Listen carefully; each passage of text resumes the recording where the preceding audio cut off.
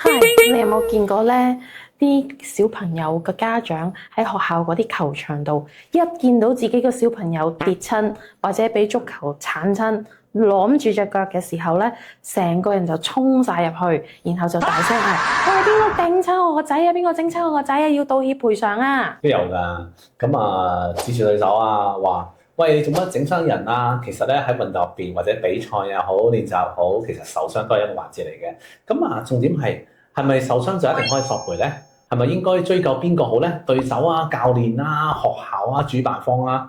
今日同大家講幾個 case。咁首先咧就由向對手索償講起啦。第一單咧係1955年英國嘅案件啦。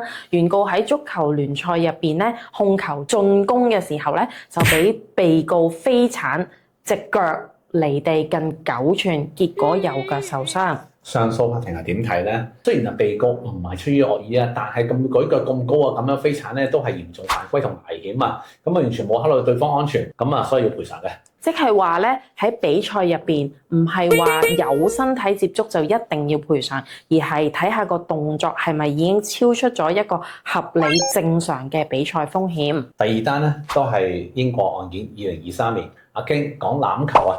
原告咧喺一場叫做發展聯盟嘅欖球比賽入邊咧，準備瞄準接個波啦，被告喺後邊推啊兼向下壓，搞到佢背脊嚴重受傷啊！呢度咧就有幾個重點嘅。第一，發展聯盟係俾新手玩啦，目的咧係享受同埋學習嘅，而唔係拼命爭鬥啊。第二咧，被告嗰下攔截咧，唔係欖球認可嘅方式，唔係一般嘅錯判，所以咧而唔會完全應該咁做嘅。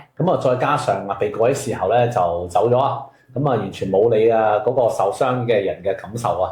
法庭覺得咧，佢係因為之前俾人撞到啦，加上佢嘅魯莽啦，係做出呢啲危險嘅行為啊！低於嗰個公平競賽可以接受嘅標準，所以都係要賠。第三單咧就得意啲啦，兩個香港人就喺馬來西亞嘅度假村泳池嗰度打水上排球啦，原告咧就喺網前攔網，被告扣殺嘅時候，整中咗隻右眼。冇錯啦，聽落都好似好嚴重喎。香港法庭又點睇咧？佢就話扣殺咧喺水上排球咧嚟講咧係不可缺少嘅一個動作嚟嘅。呢個進攻啊係好自然嘅直覺嘅反應。原告亦都知道自己咧係會有呢啲遇到咁嘅情況發生。再加上咧嗰場比賽咧係冇特別定明規則啦，性質係玩樂啦同埋消閒啦。被告最多咧係技術失誤，以致到有呢個意外啦，係唔會有魯莽行事，所以唔需要去向原告賠償嘅。係啦，呢單就講得好清楚啦。運動入邊本身咧係有大學風險，係遊戲本身嘅風險。參加者咧都預咗有呢個遊戲本身風險，唔會變成全部都係一個索賠嘅理由嚟嘅。講完對手啦，就睇下可唔可以向管理人追究咯。2015年咧，香港有單 case 咧，就係原告個仔喺工廈入邊踢足球聯誼賽，做龍門趴低嘅時候接波就收掣唔切，就俾進攻嘅球員踢中咗右眼。家長啦，冇告過龍門喎，反而告咗3個人，告咗教練啦，告咗呢個主辦方嚇，點算咧？但係區議員點睇咧？第一、第二被告其實咧都係帶小朋友去玩下嘅啫，唔係正式教練嚟嘅。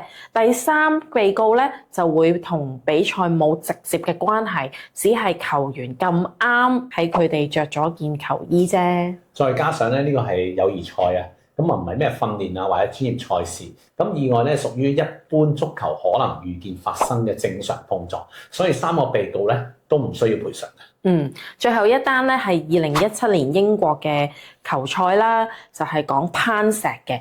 原本喺運動中咧，練習攀石咧，就有人喺上面跌咗落地下，背部受傷，之後入稟就告個運動中心喎。大家可能估到啦，高院點睇啊？佢就話咧喺場上邊跌落嚟受傷咧，係基本上係呢個攀石運動嘅應該有嘅風險啊，鋪幾多箭咧都唔會可以避免到嘅。而且咧，中心咧喺原告登記嘅時候已經有一個免責書㗎啦，就寫明攀石係有受傷嘅風險嘅，牆裡面亦都有通告提醒咗地墊咧係冇可以避免晒所有風險，所以肢體受傷係經常發生㗎。所以法庭咧就中心思想就考慮責任啦，係咪已經警告過啦？有冇警示方式去履行啦？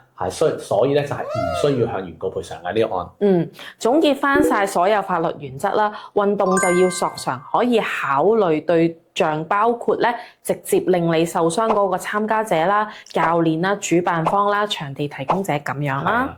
但係如果成功索償嘅話咧，咁通常都要睇幾方面嘅嘢嘅。